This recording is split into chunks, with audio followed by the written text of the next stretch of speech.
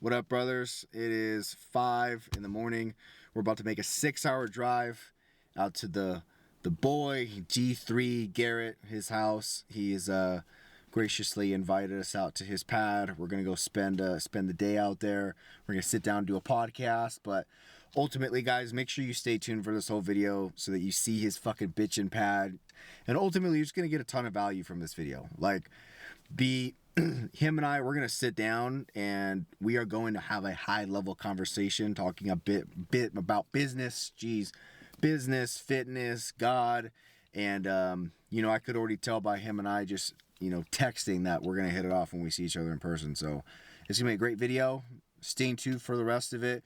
If you guys want to like and subscribe now so that you can stay tuned for all the future content that's gonna be coming out, where we combine myself with other high-level men who are all about business, God, fitness. Make sure to do that as well. But without further ado, we're going to get on out of here because we got 6 hours ahead of us, and I want to get a head start because I hate fucking driving. So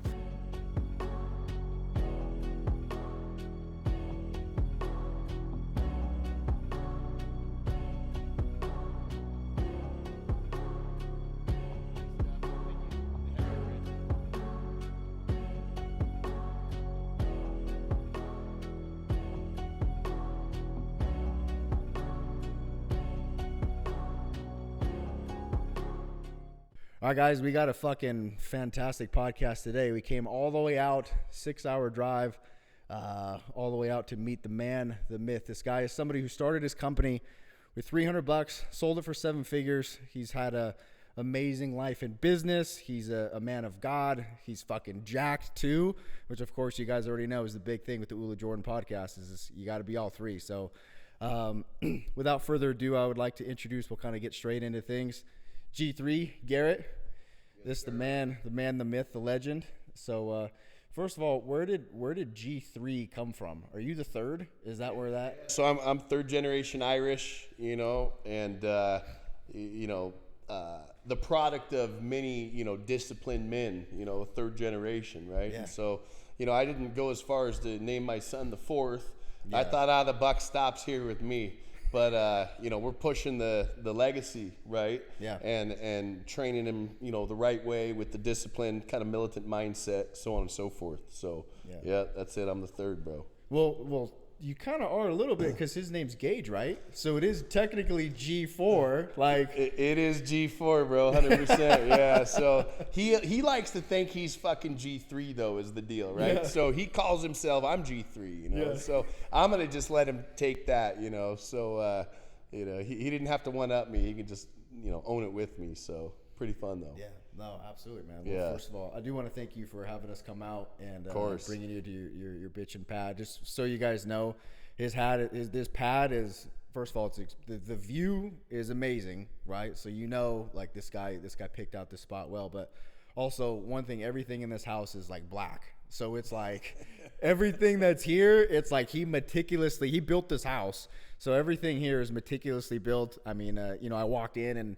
I was telling him that the fucking toilets are black, and I was like, dude, this is dope. Like, you can tell you put some work into this place. So yeah, no, I appreciate it, man. It's like one of those things where this place was my labor of love. We talk about like how I changed the property and built the house, and I wanted it to be one of those things. This is before Andrew Tate had a black house or all these influencers out here, But like you come to the gate and you see my coat of arms and it's all black, and I'm like, all right, this is how we're gonna do it, And so at the time, like the black was not in style when I built this thing. It must have been like 4 or 5 years ago when I did now, 2018 and 19.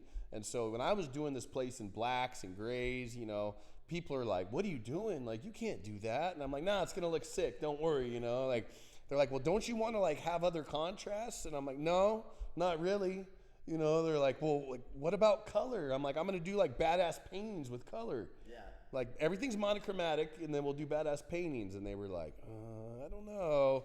But then I, like, pulled it off. Like, whoa, dude, this is wild, Yeah. So pretty fun, man. Yeah. absolutely, brother, absolutely. So, well, first of all, so like, take us through like what was your upbringing like? Like, what was your childhood like? Man, my childhood was rather difficult, and so my dad died when I was young. I grew up in a single parent household. My mom got remarried when I was 12. You know, I got a half brother from another man, and you know, my childhood was pretty difficult. If you talk to my mom, she'd be like, "Oh, you're full of shit. You know, your childhood was fine." You know, of course, as parents, we like to think we do the best we can, and we do, right? And she did, but you know, my childhood was lonely. We were talking today about you know, going over you know, what it was like, because you grew up as a single child as well, and what it was like to never have any friends to play with and never be able to, you know, do the stuff that other kids did, you know. And I didn't really grow up in a neighborhood. You know, I grew up on a dirt road.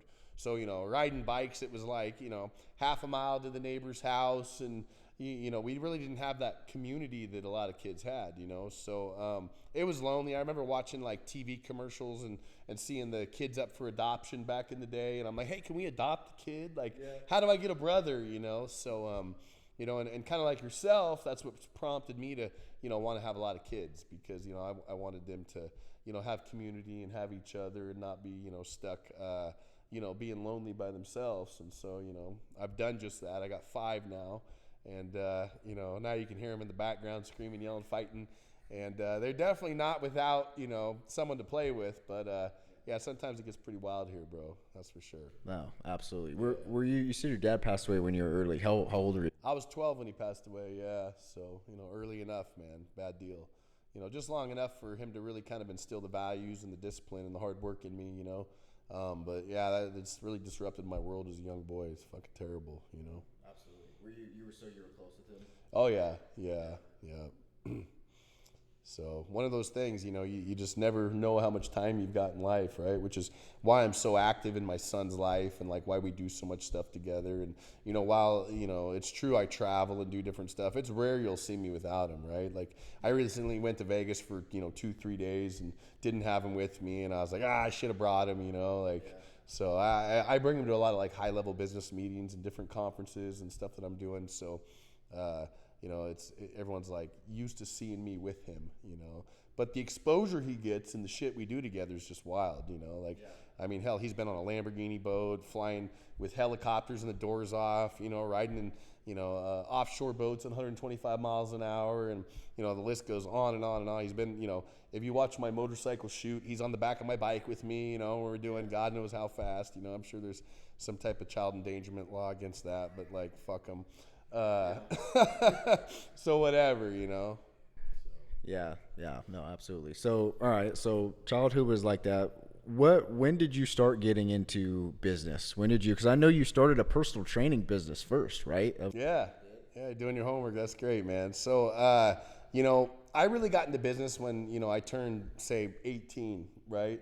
You know, I was enrolled in a community college and trying to kind of like fulfill the American dream that everyone tells you, like, go to college, work hard, get a degree, get a good job, you know, and then you'll have made it, you know. So I got certified as a personal trainer when I started training at 18. So I was one of those kids where I had real good genetics. And so 18 years old, I went from 175 pounds to about 205 pounds within 6 months. Yeah. You know, I had 18-inch arms at 18, 19-inch arms at 19. You know, I'm like, I'm going to be like Arnold. Y'all fucking tripping.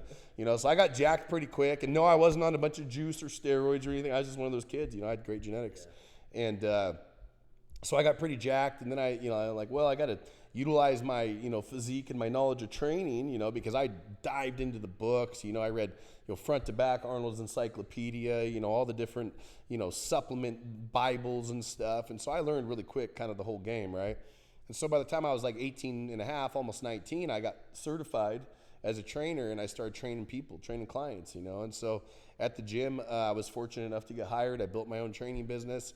And, you know, by the time I was like, say, 21, I was kind of at the top of my field. You know, this was before social media and Instagram and YouTube and all the stuff. And so, you know, I was making, you know, I don't know, about as much money as you could possibly make as a trainer, because I was training people, you know, private clients, you know, 8-10 hours a day in addition to my own workouts, right? So it was then that I really realized that, like, the American dream wasn't for me, because I'm like, I'm making as much as guys with master's degrees, and I'm 20 years old and I don't have a master's degree. So, like, I need to figure out, like, something else in business, right? And so that really prompted me to kind of look at, like, okay, well, like, what other things can I do besides, like, exercise physiology and your typical kind of, you know, personal training, you know, modalities or vocations, you know? So that was it. Yeah. No, absolutely. So that's very, very similar to me in a sense where like I never thought that college was really the route for me to go, because like that's been pushed a lot recently. Whereas like I feel like for so long, it still is to this day, like people are always pushing college, but there's kind of like, I kind of came in at this tail end where when I was like 16, 17, like the Tai Lopez's of the world and all these online gurus were coming out and they're like, dude, that shit's like not for everybody. And I was kind of like, that's how I feel, you know? And then of course I got a sales job and I started making six figures and I was like, all my friends are fucking in school right now, literally paying six figures to hopefully come out and hopefully make six figures. And I'm like, I ain't got no debt. I'm fucking, you know, rolling on all these badass cars and shit. I was like, fuck this, man. Like, this shit's not the way for me. So I can resonate with that. But all right. So what had you transition from the personal training business? Like, what got you out? If you were a successful personal trainer, what made you transition and go into the mortgage field, right? Yeah. I went into real estate loans, wholesale mortgage brokering, retail mortgage brokering, stuff like that. So I just wanted more money, right? Again, you know, I had my own training business. I kind of, you know, I had a few trainers working underneath me. You know, and I felt like I was really tapped out at the glass ceiling when it came to, you know, how much money I could earn. There was only so many hours in the day and so many clients that I could train. I played around a little bit. Like I started one of the first Alpha Phi sorority boot camps, you know, so I had like 10, 12, 15 girls training in one time. You know, that was a big money maker for me. Not a big money maker, but, you know, at the time it was a big money maker, right? Yeah, so I started doing that a little bit, but I still felt kind of tapped out. You know, I'm like, there's no way I can make more than like, you know, 10, 15 grand a month at the time, you know? And so I didn't see the vision. This was kind of before these big boot camps and stuff like that, which were pretty progressive at the time. So I'm like, I got to find a way to make, you know, $300,000, $400,000, $500,000 a year, right? And so I got into, you know, I actually went to my counselor in college and I'm like, hey, listen, I'm not going to do exercise physiology anymore. I don't want to be a personal trainer. I'm already a personal trainer. I'm maxed out. Like, you know, and I was kind of burnt out at training people, truthfully, at the time. You know, it's like, yeah, it's fun, but it's a lot of redundant, monotonous work. And, you know, you got to listen to a bunch of bullshit and people's problems and stuff like that, you know. So I was like, okay, how do I get out of college with the degree? What do I do? You know, and she's like, oh, you don't want to do that? I mean, no, I do. And so she kind of gave me the fast track to get out and still get a degree. And that's what I did, you know. And so I just got out and, you know, went to the job career fairs and started applying for different jobs where, you know, really my you know, earning potential was uncapped. And, you know, I went after that and went to it, you know. Yeah. What year was this? Shit, this is 2005, 2004, something like that. Okay. Yeah, so I'm 42 now, so, you know, graduated in 99. So, yeah, it was about 2005, yeah. I wasn't one of those 4-year college guys. I took a little extra time, dude. Oh, shit. Yeah, that's great. So you graduated in 99. I was born in 98. So okay. So hell yeah. There we go. But, okay, so how quickly, because I've heard some crazy fucking stories about how much money guys were making back in the day in the mortgage industry. Because it was like, I mean, you got any crazy story? Because I'm assuming right before then, because this was right before 2008, 3-4 years before then, you got into the business and it was just like fucking a money crazy, machine. Dude. It was wild. Yeah, your assumption's right. So I went to work for this bank called MIT, right? Mortgage Aid at the time. And I was a wholesale account executive, which means my job was to market the bank's programs, okay? Yeah. And the bank had all these different programs out there, right? Stated income, stated asset, no income, no documentation. I mean, it was a fucking Wild West, right? So, like, you know, these guys, you know, used car salesmen were doing stated income loans for $1 million houses, right? I mean, dude, you could buy a house and it was called a negam, negative amortization, right? Yeah. So you could buy a house where the payment should have been $6,000 a month, but you're only paying $3,000, and the $3,000 that you should have been paying just stacks onto the fucking balance, right? So you buy $1 million house, and then your first month, instead of paying $6,000, you pay $3,000, and now you owe $1,003,000. Plus the interest on top of it, right? So instead of your balance paying down, your balance was fucking going up on these negative amortization loans, right? And the pretense behind the loan program was, well, the market's increasing so fucking fast anyway, like, who gives a shit, right? And this was the way, right? So I remember, you know, so MIT, I graduate college, you know, I get this fucking job, and they sent us to Miami, okay? Yeah. And it's like the movies, dude. There's like, you know, imagine like 400 young kids, all like hustlers, guys like us, right? Yeah. We're all in this big convention center, and there's this guy, he's like 32, at the time he was kind of an OG, and he's like, this is the liar loan, Congress passed SB, and then he's like, Pan, here's my new Ferrari. And we're like, what the fuck?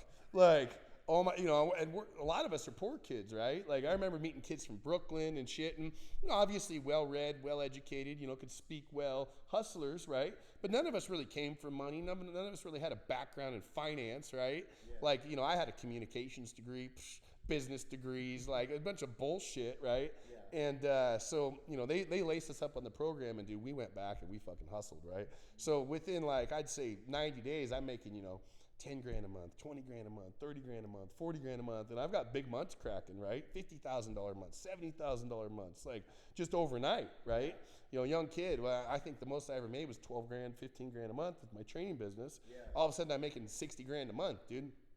So, and at the time, dude, I had a condo. My rent was $1,200 a month. I had an M5, right? Pretty sick car. Yeah. Like, I think my car payment was $900 a month because it was a pretty sick car at the time, right? Yeah. But like my overall net was like $4,500 a month, like, and I was eating, I was bodybuilding at the time and stuff. So, $5 grand a month, call it, was my expenses, so I'm making, a year's wages basically in a month, right? So it was like, whoa, shit, like it was pretty good, so.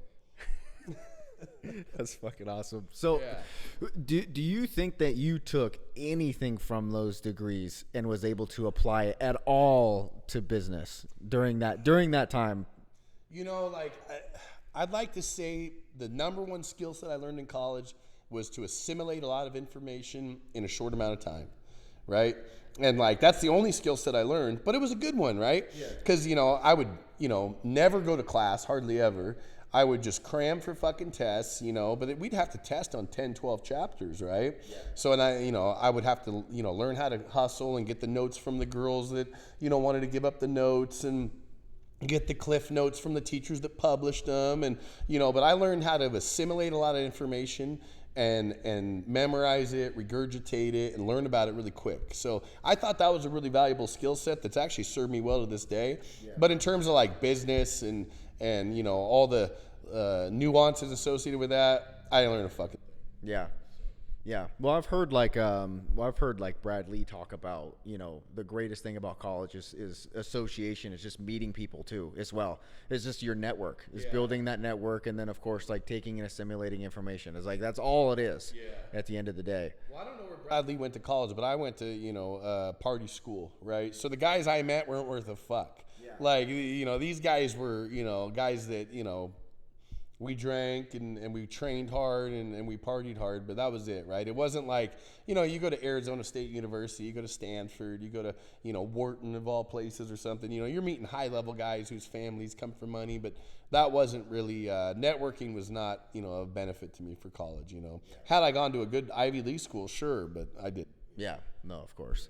So did you see the crash coming? Did you foresee like this shit is too fucking good to be true? Did you? Nah, man, I was young and stupid, so I didn't know. I'd never made any money before. Like, I was one of those guys where, I understood like, my grandfather and my dad, they're like, look, pay off your house, right? Store away some money for a rainy day, think about, the fact that it can't go on forever. But, in college, they teach you like, the time value of money, right? Yeah. They teach you like, hey, it's important to like leverage debt and never pay off your house. And so, this kind of mindset that's propagated upon us young guys in college is really detrimental because, it teaches you to, lever yourself and double down. And so now I had no fucking idea the crash was coming. Like, I was just, one foot in front of the other, making money hand over fist. Never even thought about like the implications of the, the liar loans and the fucking, the no income documentation loans and the neg-am. Yeah. Never even thought about it. Just like, oh yeah, it's almost like, the frog that gets boiled alive, right? Yeah. He's like, oh, the water's warm. Oh, it's fucking warmer. But he doesn't really notice it till it's too late and he's dead. Yeah. Like that's kind of how I was, Yeah. For better or worse. So like they wouldn't, on some of those loans, they wouldn't even ask for their social? Like I've heard of shit like that. Is that how it was at your guys' bank? There were some loan programs like that if you were like an illegal immigrant and shit like that, right? But you know, and those were real. I never did any of those, but I mean the shit that we did was like, you know, you're like a salesman for a carpet store, right? Yeah. And then like, you know, you need to qualify for $1 million house. You might make, you know, $5K a month, but you know, you state that you make $20K a month, right? Yeah. Shit like that was normative practice, right?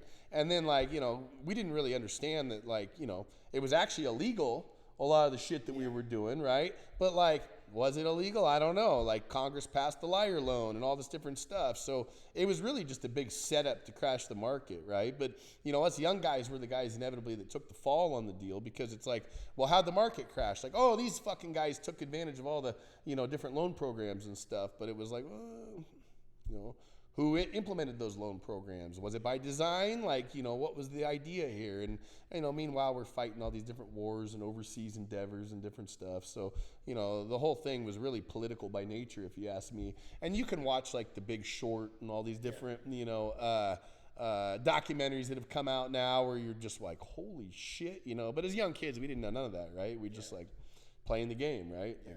Part of the deal. So you were like one of the, if you in The Big Short, there's the two guys that they go and meet out in Miami who are just like flaunting their shit and talking about like all the loans they did to strippers and shit like that. Like, that was us, bro. 100%. Dude, I remember there was a time when like I had this like subdivision block, right? And like on the block was like, I don't know, like 15 people I knew, right? So I'd just like go park on the block, and there were strippers in one house. There was fucking, you know, like all sorts of weird, you know, cast of characters, you know. So that's how it was though back then, you know. Yeah.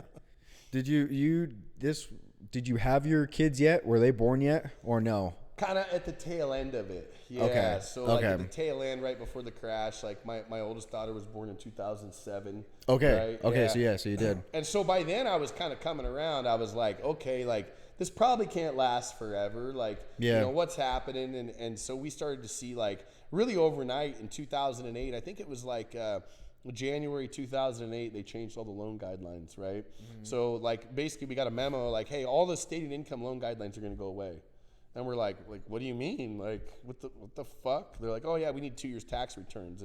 And we're like, well, nobody has 2 years tax returns. Like, what are we gonna do? Nobody's gonna get a loan. Like, no houses are gonna sell. And they're like, nope, right? Because at the time, if we did 20 loans, maybe one guy had 2 years tax returns. I mean, it was fucking insane. Yeah. It was like saying like, you know, it just was an anomaly, right? Like an impossibility, you know? It'd be like, you bench 600 pounds. It's like, no, bro, like nobody benches 600 pounds. Maybe one fucking guy does somewhere, but I don't know him, you know what I mean? Like, and so that's how it was, right? Like 2 years tax returns, like you don't bench 600 pounds. Like, what the fuck's that, you know? Yeah. So yeah, it just changed overnight. And so at that time, it was kind of like, oh geez, like, wow, like, you know, fuck. This can't go on forever, right? Mm-hmm. But by then it was a little too little, you know, too little, too late, as they say. Yeah. But that was when I had my first kid, 07. So you're the dead toad at that point in the pod. Yeah, exactly, right. So you know, and at that point, like pretty much everybody's starting to lose everything, right? So you know, all the young guys, all the carpet cleaners, all the fucking, you know, guys in $1 million houses, negative amortization. They're like, I'm not, you know, I can't afford this anyway. I'm not going to keep paying for it because all of a sudden values went down. Yeah. And so then, you know, all of a sudden there's just a major collapse. Crazy. I read something the other day that like the banks had like 32-to-1 leverage, right? Yeah. So for every dollar they had in, they had 32 levered. Like crazy. It's fucking stupid shit. Yeah. But back then we didn't realize it was stupid, I guess. No, you know. But if you look at the market from like 2004, 2005 to 2008, it was like, dude, I mean, you looked like a genius, literally. Like you buy a house for $200,000 and all of a sudden it's worth $700,000. It's like, okay, but you know, we didn't know that couldn't go on forever. You know, never even thought about it. So what was that day like when you realized? Like, when did it finally hit you? Like, oh shit, I'm gonna lose everything. Like, when did that hit? What was that like? Well, but yeah, basically, like, you know, basically when the fucking loan guidelines got changed, it was like, okay, we're in trouble, right? Because we knew there were no buyers with 2 years tax returns, right? And at the time, I had started to diversify and had some different businesses, and had built some subdivisions and had some spec houses and different stuff going. But we pretty much knew like the end was near, so it was just a matter of time at that point, right? So we had balloon payments come due on the notes, and dude, I think at the time like I had like 6 company cars, right? So big office, like, dude, I think I probably had like 6 cars, and each lease was like $2,200 a month, right? Like just stupid shit. But when you're making money, you need those write-offs, right? Yeah. So it's like, if you're a good sales guy, you're bringing me 15 G's a month. I'm going to give you a, $2,000 car as part of the comp package. Like, hey, come, like, so, you just look at that and, your monthly nuts X, and you're just like, dude, how do I go on making, $100K a month, right? Yeah. Scary. So, yeah. So how quickly did it happen for you? Because you ended up losing and you had to go and move into a trailer, if I'm not mistaken. Yeah, dude. So it was one of those things where you just had to get everything back to the bank, right? And they come and take all your shit, and then you got to start over. And so starting over, like, it's the height in which you fall from that matters, right? So, you see these guys and they talk about like, oh, like I moved back into an apartment, right? Well, you moved from like a $300,000 spec house to an apartment. It's not that big of a drop, right? Yeah. Or you went from being in like perfect top-notch shape at 230 to, being 160 pounds. That's a big fall. That's a big drop, right? You can feel that, right? It's worse than a guy that's 160 goes to 140 pounds. He never really experienced what it's like to be in peak physical condition, Yeah. So that was really, one of those things. I talk about the height in which you fall from, right? So, dude, it was a big fucking crush to my ego, big crush to like, like my family, you go from having nannies and cars and credit cards to being like, fuck, like, but it also teaches you that shit doesn't really matter, right? And so, now, I'm successful again, and I've got the platinum cards that swipe, and I've got the, company vehicles on lease and different stuff. But like, I know now that like none of that shit makes me happy. You know what I mean? Like, sure, I want it sometimes, right? Other times I'm like, it's not fucking worth it, But it doesn't really make you happy. But you kind of have to go through losing that to really feel that it doesn't matter, Because I think a lot of times, like, if guys haven't lost anything, then they're still under the false pretense that like this shit makes them happy. You know what I mean? So like, I'll get a new vehicle or whatever and be like, fuck that thing. I don't even care about it, Yeah. Well, I can resonate with that because like when I was working for BMW, I mean, I became one of the managers. I mean, I got a fucking X4M comp. It's not a Ferrari. It's not, but I had an X4M comp. It's a fucking $95,000 car. I was 22 years old. Yeah. Fucking threw a JB4 in it, 700 horsepower. So I'm driving around a 700 horsepower all-wheel drive fucking badass machine, and I think I'm top shit. Right. And then of course, my story was the store sold, and I was like, oh shit, like I'm about to fucking lose my shit. And I ended up realizing, like, once I sold that fucking car, and I was just like, this shit don't fucking make me happy. Like, yeah, of course, would I like to have it again? But yeah, I would. But like, it doesn't make me happy. So, dude, I'm always on the fence. I'm like, I'm gonna sell everything and move to fucking Arkansas and just retire. You know what I mean? Like, I'll just have my bikes and one of my diesel trucks, and I'm good. Like, I don't need any of this shit. But like, for whatever reason, it's like, God always puts me in a position where it's like, no, you're gonna go do this or that or whatever, So, I don't really try and dictate like what I'm gonna do or where I'm gonna go or move or anything anymore. But like the shit doesn't matter to me, right? Like, I have like the best line that I love to say. It's like, when I was broke, I'd be like, I'm still rich. I'm just a little low on cash, Yeah. Because my mindset was such that, I understood like all the different shit you have to do to win. Yeah. But like, I wasn't winning. That's for sure. Yeah. So you understood the value that you were able to provide to the world. So you kind of already had the rich mindset because you knew how valuable you were. You'd find a way to make it work. Right. And to be clear, at the time, not a lot of other people believed in me or thought I had that value, right? And there was times I would question it, Like, I remember at the time my wife was like, hey, you need to get a job at a factory, And I'm like, what do you mean? She's like, oh, I can get you this job making $21 an hour, and like, you need to start coming to terms with like, this is what it is for you right now. And I was like, nah, fuck that. Like, I'm not doing it, And it was a hard deal for me, you know, because I wanted to do the right thing, you know. Yeah. I just couldn't, you know, I couldn't resign myself to a factory job for whatever reason. Yeah. You know, and now it looks like I knew what I was doing.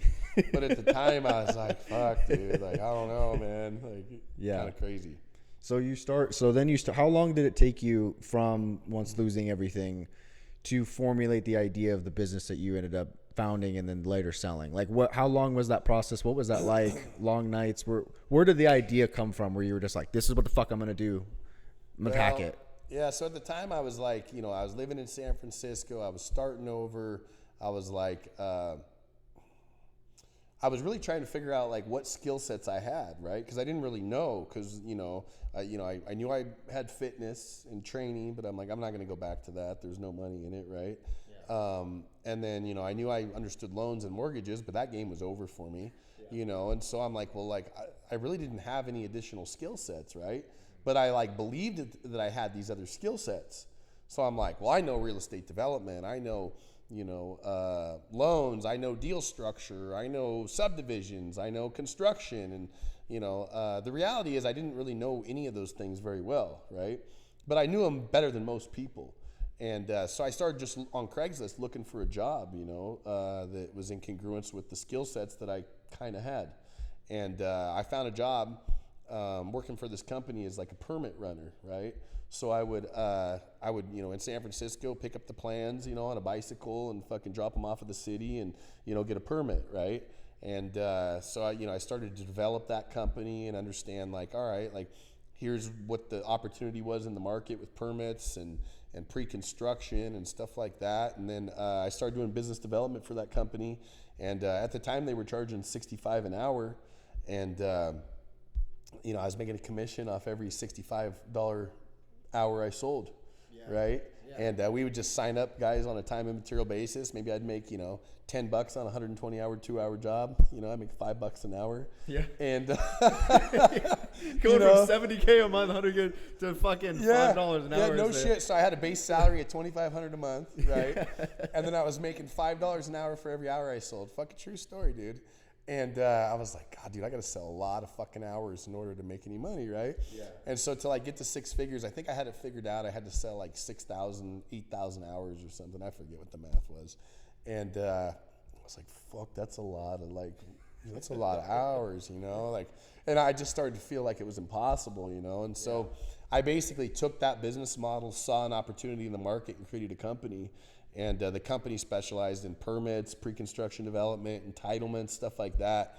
And I created the company just kind of out of thin air. One day I was sitting at the building department, and I had, 15, 20 guys all in a room, and we were doing a big hotel project. And so all these architects, engineers, everybody kind of flew in from, different states. One guy from New York, one guy from Florida, one guy from Texas, all these like bigwigs in a room, right? And so I was scared to death. I was broke and fucking, didn't have the best track record at the time. And, I was like, God, dude, like, what am I going to do? All these big wigs are in town. And so we're having this meeting on this big hotel project, and I'm running all the permits for them. And it kind of occurs to me kind of all at once that, like, nobody in the room knew what they were doing. Like, and I was like, I'm going to be all right.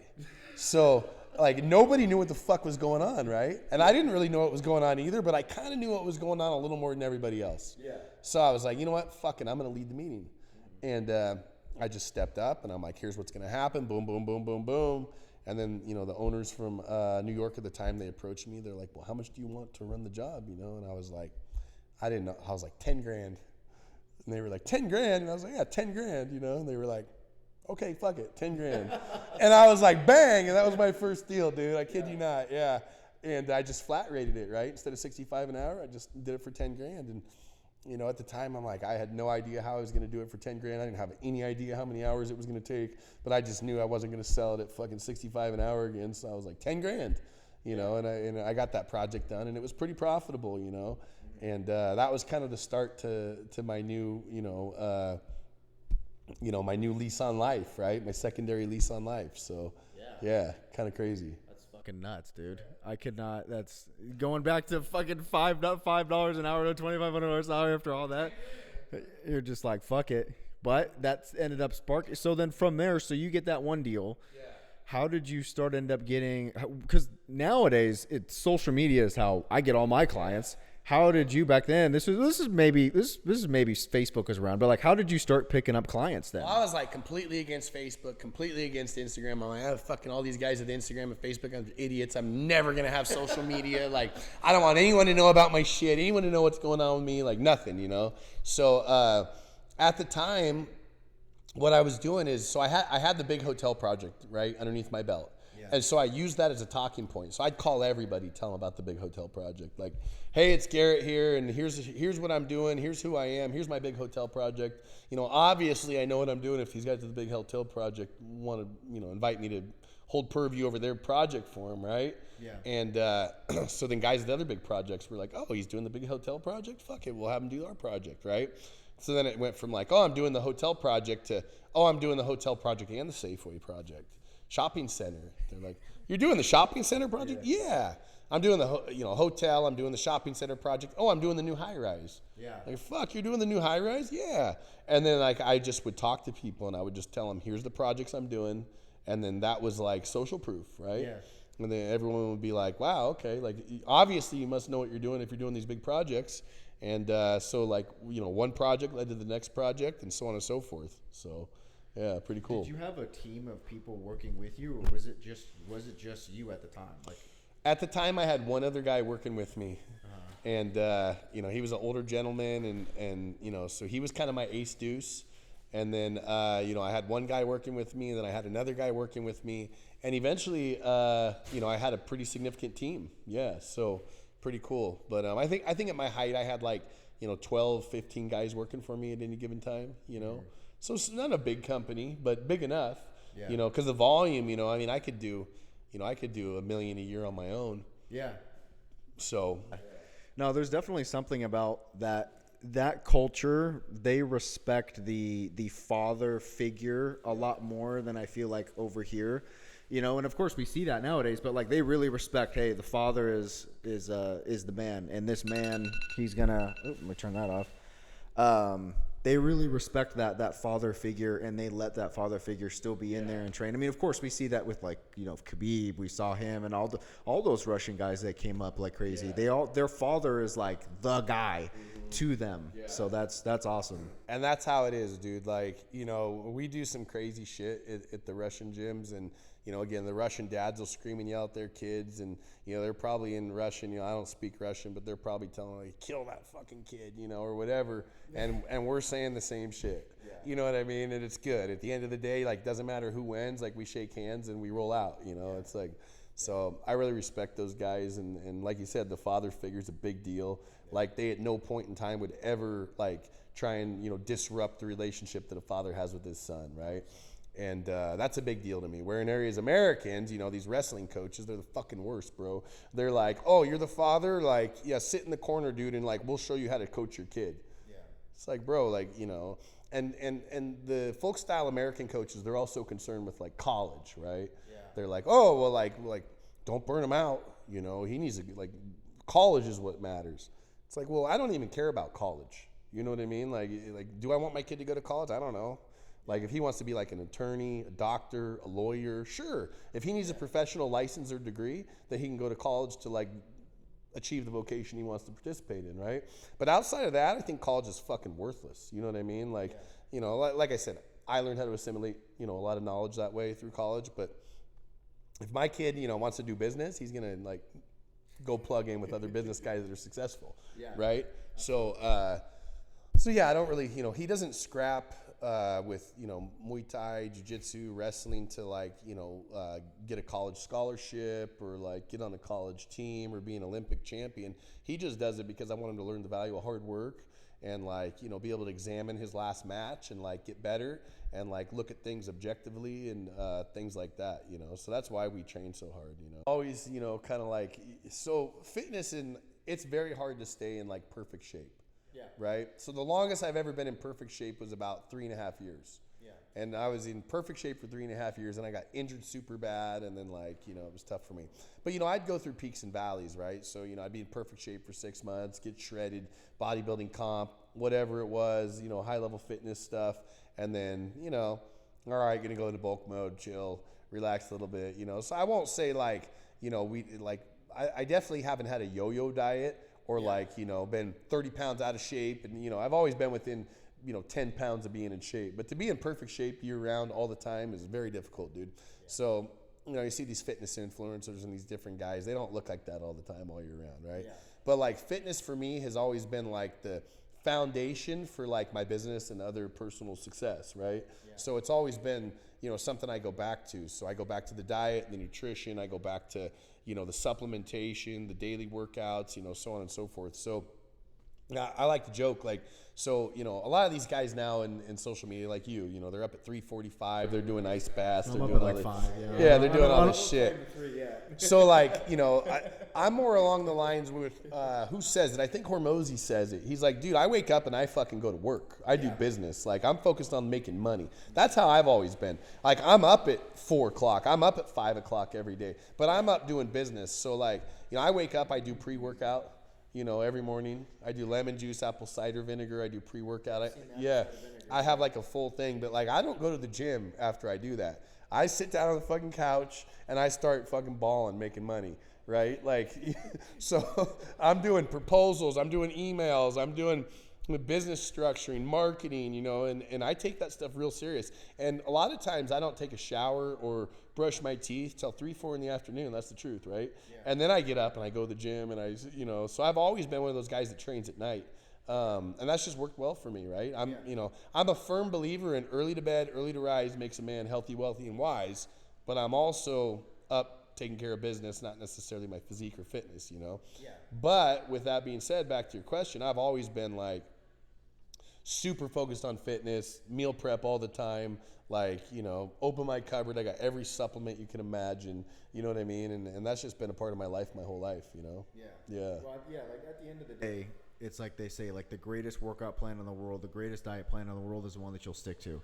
Exactly. Right? So if you that's your thing is training at night, that's your fucking thing. Me, if I wait until night, I'm a fucking lazy dude naturally. Yeah. So I have to force myself to go to the gym in the morning or I will not fucking go at night. And it's tough for me to hit jiu-jitsu at night because I lift in the morning and then I train jiu-jitsu at night. Right. And there are fucking, it's easy for me to force myself to go to the gym, but it's a battle for me to force myself to go to jiu-jitsu. Yeah. And I love it. I love it, but I'm like, dude, I got so much work I got to do. I'm so busy. I've got this. If I leave during this hour, that's going to be 2 hours. That's going to cost my business. Like it's always a battle for me to train at night. So I train in the morning. Mm-hmm. So that's interesting to hear that you're like, nah, you just get your shit fucking done. And then you're like, and then I go train. Right. Yeah. I mean, it's just all about your priorities, right? And so for me, fitness has always been a priority, but I've always been able to fit it in, you know, when I'm done kind of getting all my work done, right? And so it's been a real challenge for me to, you know, if I go to the gym at 5 in the morning, I see the emails coming through, I see the text messages coming through. Yeah. I'm like, there's shit I need to be doing. I can't focus on my workout, right? But after a whole day of business and I'm the, you know, fully accomplished, and I've got 2 phones, right? I could just leave one phone and then use another phone, but that's just not how I'm wired, you know? There was a time where I tried for 3 or 4 months to like train in the mornings, and it worked out pretty good for me, but it's just never been kind of like. And plus my little guy and I, you know, we're out late, 9, 10 o'clock training together. So it's tough for me to like, you know, wake up at 4 and go hit it. Yeah, no, absolutely. All right. So back to the business that you had started and scaled. So you were doing by yourself and with just one other person, you said you were doing $1 million a year. Oh yeah, probably more. Yeah, probably more. Fuck. Yeah. So this is a service-based. I've seen you talk about this. You never really given a lot of detail, but you were running a service-based business and you were able to scale that and sell that. Yeah. How? Because like, I'm thinking to myself, I'm putting that in perspective for me and my coaching. That's like me selling my coaching business. Like how the fuck do I do that? It's really hard. Yeah. When I first tried to sell the business, right? You know, I went to the private equity guys in the Sand Hill Road and the Menlo Park and stuff. And, you know, they're like, dude, you can't sell the business. You are the fucking business. You know, like, what are you talking about? Like, how do you sell yourself? Are you fucking dumb? Yeah. You know? And so that was a real challenge for me, right? And I'm like, oh, dude. So I went back to the drawing board and I'm like, well, like, how do I make it to where I'm not the business, right? Yeah. And so I literally, you know, I focused on how do I get myself out of the middle of the business? So I'm working on the business, not in the business, right? And then I created systems, processes. I put together a lot of standard operating procedures. You know, I hired a bunch of employees, and you know, I built out a client list and a lot of like intellectual property. So at the time we were working with a lot of like municipalities in different cities and on different projects, right? So I created like a standard operating procedure for like hotel project, created a standard operating procedure for like, you know, 5-6 story project. I created a standard operating procedure for like a high-rise project, right? Yeah. And then, you know, had my staff implement that, you know, and I was still behind the scenes doing shit, working, but you know, I wasn't actively in the middle of it, right? And so yeah, it was it's the art of the deal, right? Like, how do you get yourself out of the middle? So, you know, if you wanted to scale your fitness business, right, you would just not have to be the main coach and the main attraction, right? So I always talk about that. You know, I'm like, you know, being a fitness influencer is a pain in the ass, because if you get sick, if you get fat, if you get injured, if you get out of shape, you're fucked, right? Like, literally, you go from making $100K a month to nothing, you know, overnight, right? So, like, you know, if I was going to build a fitness brand, I would build a fitness brand that showcased other coaches, right? And so, you know, my fitness brand, and I'll just tell you what I would build real quick. You know, I'd build West Coast Training Systems, right?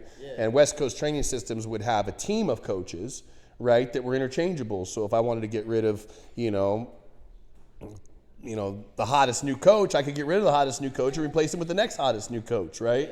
And so I would have a team of coaches that were able to, you know, really, you know, help represent the business, but that were interchangeable. And if I could do that, then I could scale a fitness brand with online coaching and just swap out the coaches, right? So it'd be the coach of the week, the coach of the day, the exercise of the day. And it's like, oh, here's Jane, you know, and then Jane gets sick. And it's like, oh, here's fucking Kate or whatever, and it'd be fine, you know? So that's how I would do that. So if anybody takes that business model and runs with it, yeah, you own this motherfucker. You own this motherfucker 30%. Oh, that's fucking awesome. Okay, so then, right, so you do all of these things, and then you sell the business for $5 million, right? Yeah. What was that like after putting in all that? Well, first of all, how long did that take you? What was that time frame like? So that took me probably it took me about 2.5, 3 years from the time I got told to go fuck myself, and I was the business, yeah. Okay. So it took me about 3 years from that time, yeah. How was that when you finally sold it? Because that was, I remember you had I remember you watching a podcast of yours, and you said your intent from the beginning was pretty much you wanted to get out of it. Yeah, so like, 100%. What was that like? Finally, you fucking sold it, millions of dollars in the bank. What was that like? You know, it was kind of bittersweet, right? Because number one, I was like second guessing myself because, you know, while it's true, I had, had some great success a couple times now, right? Yeah. It was like one of those things where it's like, well, like, shit, am I a one-hit wonder, a two-hit wonder? Like, do I really have what it takes to make it happen again, right? Yeah. And do I want to be able to make it happen again? Because I know how much work it is, right? So, you know, part of me was like, you know, geez, you know, I think I sold it short, right? I should have got more money. You know, so you have all these like, you know, things that you second guess, you know, it's like, should have got more money. I should have waited longer. I should have waited 2 more years to sell it. You know, I sold the river for a storage tank is kind of the analogy that I give a lot of the time. So, you know, but at the end of the day, I was really just trying to buy myself some time to, you know, take a little breath and relax and, you know, do something different. Right. And so, you know, it took me about a year to start my next business and start making that profitable. But once I started my next business and that became pretty successful, then I kind of knew, I'm like, okay, like I can do this with whatever I want to do it with, right? And I still have doubts, and I still, you know, like anybody, you know, it's like if Barry Bonds goes up and hits, you know, his 70th home run, like he doesn't know if he's going to strike out that day or hit a home run, right? I mean, you know, the best home run hitters strike out a lot. It's just what it is, right? So, you know, you always have that fear, but I think as an entrepreneur, you're motivated by that fear, and it helps, you know, you achieve things that other people don't achieve, you know? Yeah, without that fear, because I remember when I left my job, when I quit my job, without that fear, there is no fucking way I would have started making 6 figures right away like I did without that fear. Having, you know, I remember I left my job, and I have like, so you said your expenses were like $5,000 a month, right? Or whatever you were talking about earlier. My expenses were like $12,500 a month. Right. And I fucking quit my job and was like, oh shit, I got to make at least 16 because taxes. Right. Like, I got to make fucking 16. Let's go. And that fear really fucking kicked me in the ass. And of course, having kids and a wife, I was like, oh shit, like I have to really fucking try now and make this work. Yeah. So you sell that business, you start working on another one, and it starts popping off right away, or you said after about a year or so. Yeah. So what skill set, if you had to boil it down to like a certain skill set, what's that skill set that you know is like, that prevents you from being a one-hit wonder? What is it? Well, that's a really good question, dude. I have to think about that one for a second. I didn't drive 6 hours to ask shitty questions. Yeah, no, I'm just kidding. That's a really good one. So I would say perseverance is the real skill set that demarcates, a lot of the, high-level successful guys from other successful guys, right? It's perseverance. So it's the ability to get told no, 5-6 times. It's the ability to, have an idea and that idea fails. And then being able to pivot and say, okay, like, it's the old Kenny Rogers song, know when to hold them, know when to fold them, know when to walk away, know when to run, right? Yeah. That's a big deal. So, understanding like what that looks like is tough because, like I'll give you an example, I had a marketing company that I had spun up and started and there came a point in time where I'm like, fuck, this is a bad plan. Right? Like I'm gonna have to pull the plug on the whole thing, but being honest about that, right? So it's examining yourself, it's being honest, it's knowing when to pull the plug and then continuing to persevere, I think is the real trick, Yeah. No, absolutely. I could resonate. That makes a lot of sense because perseverance is, you need that without a doubt. But that's a skill set in of itself is knowing when to pull the plug too. That's because you always hear stories about people like, there's like the analogy. I could picture the meme in my head where like a guy's digging for a diamond and he's like almost at the diamond. Like you see the diamond, but like he can't. And he's like right there. He's like got to go through that much more wall to get through. And of course, and then there's the guy who quits and gives up and turns around. So having the skill set to understand like there's not a fucking diamond on the other side of this. Yeah. That's fuck. I mean, you got to be and socially aware and intelligent enough to fucking pick that out and say, hey, this isn't going to work. Yeah, and you got to examine yourself. So we, take it back to training, right? And, so like my son and I, we watch a lot of film on his training and it's like, okay, well, here's how you failed. Here's how you could have done better. Here's the things that you could have, achieved if you would have looked at things this way, And so same thing with being an entrepreneur in business. You've got to look at exactly what you're doing and then make a decision like, dude, like I fucked up here. I should have done this better. I should have done that better, right? And so being able to examine yourself like that and understand exactly like where your, success came from and then where you fell short, that's the real skill set, I think, that demarcates the successful guys from the one-hit wonders and stuff like that, How many times did you have to fall back on your faith to really, your faith in God, in your faith of just like, he's got a plan for me and this is what's supposed to happen? How often did you have to lay back on that? All the time, bro. So like when I first started over again and like I was living in a trailer and I built my company out of this like little shed, behind my trailer.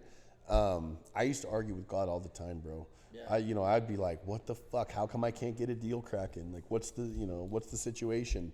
And, so, I really struggled with like I had this like desire in my heart and this vision that I had created for myself and my future. Right. But like, I didn't, and there's a verse in the Bible that says, delight in the Lord and he'll give you the desires of your heart.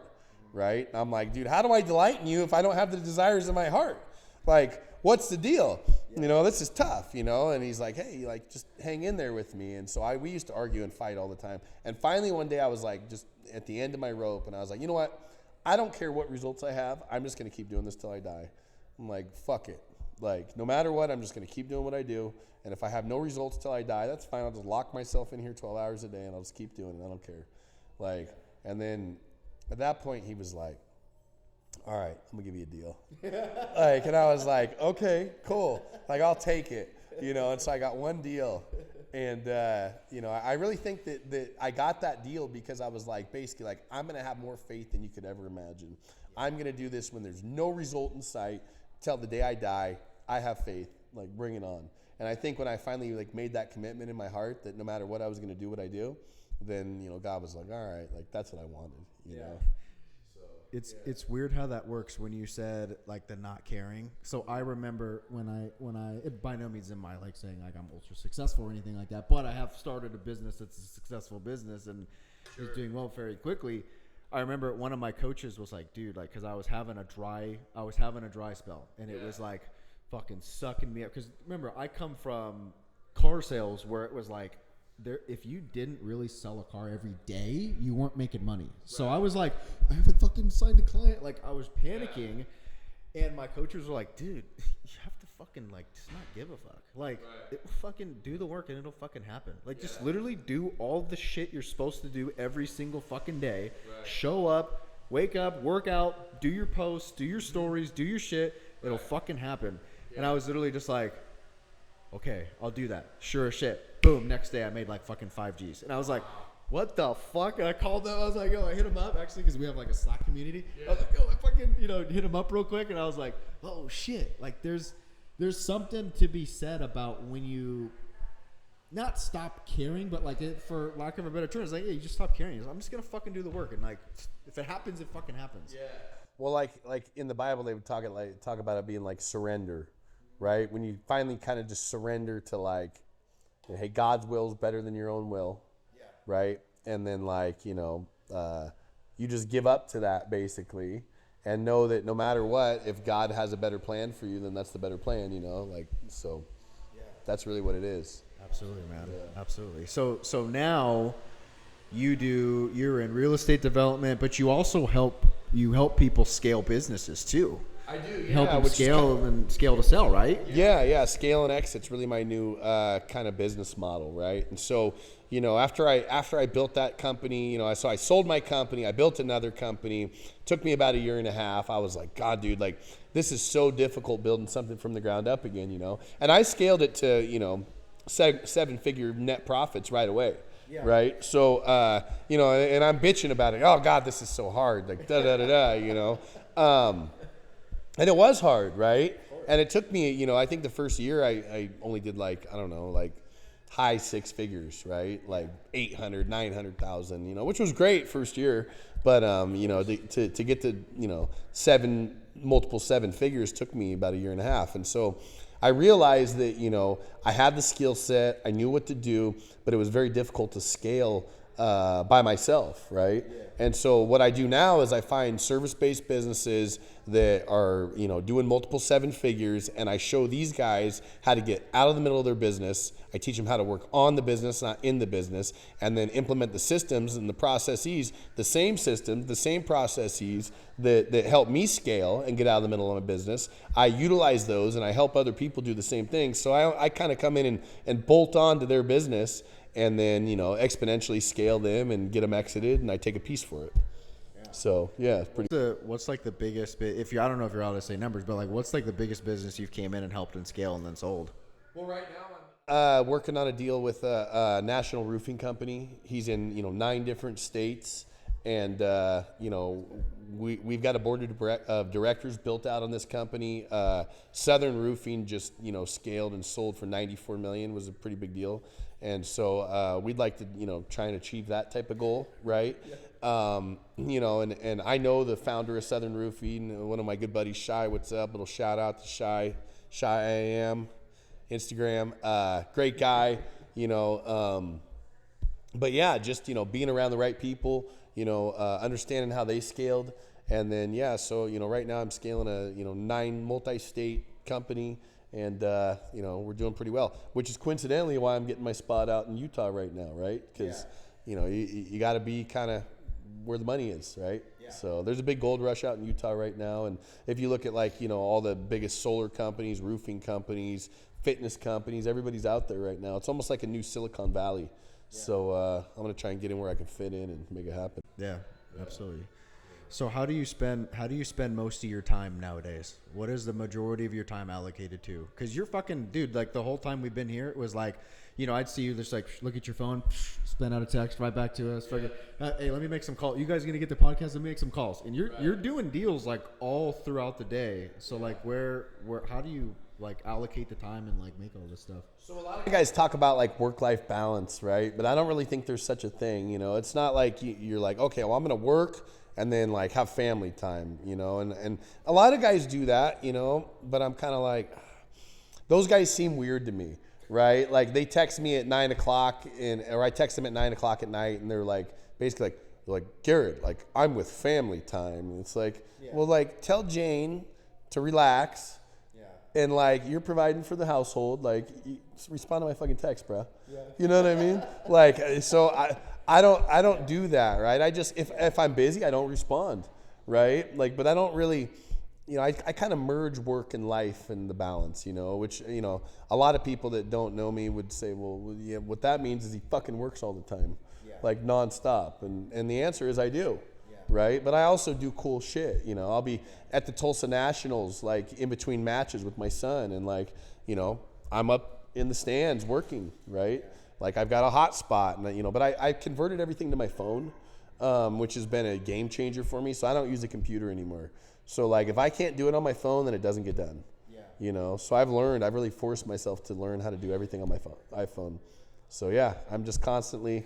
I'm doing a podcast. I'm texting about a deal. I'm sending emails. I'm in a movie with my kids, and so I just learned how to like do other things in life besides work while I work. Yeah. If that makes sense. Yeah, that does make sense. I don't know if that's right or wrong, but that's what I do. Like, fucking, it works, man. You're happy. You're happy.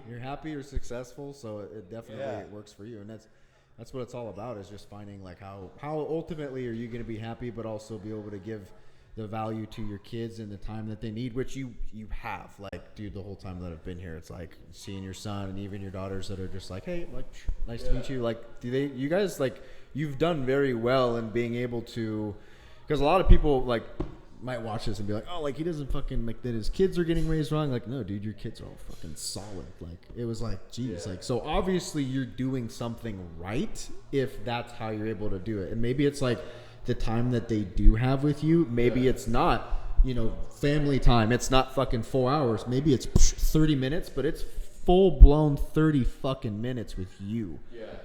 Well, and I think, like, you know, so I've got 3 teenage girls right now, right? Yeah. So, you know, like, my twins are 14, my oldest is 16. And I don't think it's really, like, important that I, you know, do things with them. Because if you ask them, like, hey, you want to go do this with your dad? They're like, fuck no. Right? But like, you know, like I'm here, right? Like I'm here a lot, right? And so like I'm in the house and it's like, okay, well dad's upstairs. And I think just like, and even for me, like, you know, I want my girls here, right? Like just knowing like my girls are downstairs, that's cool, right? I don't necessarily have to interact with them or, you know, get information from them or take them on a daddy-daughter date. But like just knowing they're here or just knowing I'm here, I think is a big deal. So and then your son gets a lot of attention from you as far as the traveling around and going around. So we talked a little bit about it earlier, but we'll just kind of wrap things up because your fatherhood is a big part of this podcast too, and I want to talk about that. Yeah, I mean you can see my kids walking around. No one gives a fuck that dad's doing a podcast. They're like, you're gonna run the vacuum. Like people need to eat. They're going to eat. Like. You know, it's like, well, okay, like, do you edit this out or just show that, hey, this is how we do it, right? I don't know, dude. Like, fucking, you'll have to be the guy. Like, just run it. Like, fucking, you know, like, but this is what it is, right? It's like, okay, like, I can kick everybody out of the house and be like, fucking, okay, everyone shut the fuck up. Dad's going to do a podcast today. It's got to be perfect, right? Or you're like, okay, come over and, like, whatever. Like, you know, so kind of part of the deal, dude. Yeah. So you travel a lot around even the country and take your son and do wrestling tournaments. And so I know I heard you, like I see a lot of videos of the wrestling. So he's in Muay Thai as well, right? Yeah. And of course Jiu-Jitsu too as well, but like. Yeah. So, you know, like we really competed at high level wrestling. And we want to compete at a high level with jiu-jitsu. We just haven't really got into it yet. But I mean, he's high level jiu-jitsu. If you're good at wrestling, you're good at jiu-jitsu. Like all the guys that I roll with who are good wrestlers are freaking good. Like we went to the Art of Jiu-Jitsu the other day, and like there was like, I don't even know, probably like 10 national champion kids, all aged from like 6 to 9. And Gage put it on like, I'd say like 80% of them. They were like, who the heck is this kid? Like, what belts and championships does he have? And I'm like, he doesn't have any. Like, we just scrapped. And they're like, what the heck? You know, like, but I mean, if you want to talk wrestling, he's got a lot of accolades and so forth, you know. But we hunt the best kids. We try and make friends. I try and make friends with the best dads, you know. So like, basically any top kid that's like, you know, of a serious wrestling or jiu-jitsu pedigree, like I got his dad's number on speed dial. We hang out. I can call any of the best clubs and train. I pride myself on that, try and stay super respectful of all the, different clubs and stuff. But, we don't really belong to one club. We represent Dethrone out of Fresno. The Armenians are some of the best dudes I know. But we don't train with them very much, is the truth. I wish we did. We'd be a lot better if we trained with them more. But I fucking hate the drive to Fresno. And, it's something I got to work on. But I'm not working on it very hard, dude. So we'd rather go to Orange County and scrap with those guys down there. It's about. No, that's what's up. Did you ever wrestle or do any of this yourself? Like, what made who pushed that all onto your son? Was that something that you used to do, or was this, how did that come about? Yeah, so I wrestled 4 years in high school. I was more into football, but I wrestled. I was pretty good. I got into wrestling the first year. I beat the state champion kid in PE class. Okay. Just that I'd never really wrestled. Yeah. I was 6'2", 175, pretty scrappy. And, I beat the state champion kid at 170, but he was 5'10", 5'9", and he was hella pissed, bro. He fucking cross-faced me, split my nose open and shit. So Joey was his name. But, so I wrestled, and I did all that. But I was never really big into it. But then I got into, mixed martial arts and boxing and stuff, right? And so I would go to these martial arts gyms, and these fucking little wrestlers would put it on me, dude. I was at the time when I was young, I was 225, pretty shredded, And I was in shape, dude, and strong, and I'd wrestle these kids, and they'd be 160 pounds, and give me a run for my money. I'd be fuck, dude, these kids are so tough, and so I'd always known the value of the athleticism that wrestling teaches, and same thing with martial arts. You go to a boxing gym or MMA gym, and I've got hands, bro, so I can box really good, but my kicks were never really on par, and my wrestling was okay, but not that good. And so I just always known the best entrepreneurs and athletes examine themselves. They understand what their weaknesses are. And so I'd always just decided when I have a boy, God willing, one day, I'll help him develop all my weaknesses. And so that's what I've done with Gage, his kicks, his jiu-jitsu, his wrestling, those are all things that I sucked at comparatively, and so I've just been hyper focused on that, and he can run his hands. I mean, if you see his boxing, you'll be what the heck, Yeah, but so that's just really it, It's just examine myself, identify my weaknesses, know that that's going to be the challenge my kid has to overcome, and then just focus on that, So in a street fight, what do you think is the most practical martial art, I guess, to know? Because I train jiu-jitsu, I'm a grappler, and they always say 80% of fights end up on the ground. But I'm curious what your opinion is, because mine is, I don't fucking want you close. I don't want to get stabbed. Nobody fucking squares up anymore. I want to 1-2 you, maybe shoot you a leg kick, and I want to get the fuck out. That's me. Yeah, I mean, if you've got good defensive grappling, meaning you've got a great sprawl, and you know how to control underhooks and not get taken down, and you can punch, you're fucking gonna win most street fights. That's just what it is, right? So the key is to, good takedown defense and be able to punch, and be able to punch close, right? Not to have this nice perfect distance, but if you can, jack some dudes with some uppercuts real quick, or throw some headbutts, or fucking get off an elbow, that's really what it's all about. Yeah. And then just avoid the takedown defense with underhooks, because you don't want to go to the ground in the street, bro. You don't want to go to, all these guys, a wrestler versus a boxer in a street fight. I'll take the boxer all day, as long as the boxer has good underhooks and has takedown defense, right? But if he doesn't, then he's probably fucked. But that's kind of how I see it. Yeah, nobody wants to be on the concrete and smack your head. That's how you fucking kill somebody, dude. At the end of the day, that's how shit goes from, two guys who just had some beef to one guy's dead, one guy's fucking now in prison. 100%, dude, yeah. 100%, dude, yeah. And, shooting a double leg in a street fight, I mean, there's a time and a place for it, but it's a hard thing to do, bro. You got the pavement, it's just, if you've got good underhooks, even judo's a great martial art, right? Very functional. If you've got good judo throws, on an underhook, in tight, killing the game. Yeah. 3, what is one final word you would like to say to the people that are watching this? What's a good message that you got for them? Anybody who's out there, who's hungry, who's willing to put in the work, what do you got for them? What do you want to tell them? Man, it doesn't matter where you came from, what your background is. you can persevere through any trial. With God, anything's possible. You know, if he's for you, nobody can be against you. And I'll tell you what, like, the losers can win every time so long as they're, you know, respectful, humble, and can outwork anybody. So it's the work ethic, you know, it's being motivated by fear and being powered by faith that really, you know, give you all the tools you need to be successful. So that's it. You know, be motivated by fear, powered by faith, and you can do anything. Well, let the viewers know, where can they find you? Your Instagram. You got a YouTube as well. I know that. So let them know. Yeah. I forget about the YouTube, but yeah, I don't even know my YouTube, but it's Garrett.g3 to Instagram, and I think I got a link in my bio to the YouTube. So, you know, figure it out. But yeah, I would love to, you know, understand kind of, you know, what the business community needs, and then add some value back to them, because you can get out of the middle of your business. I can show you how to work on the business, under the business, and scale and exit. Let's go. Absolutely, brother. And anybody who's into fitness and aspires to be a successful businessman and wants to be fucking jacked at the same time, this guy's living proof. You could be jacked, be successful.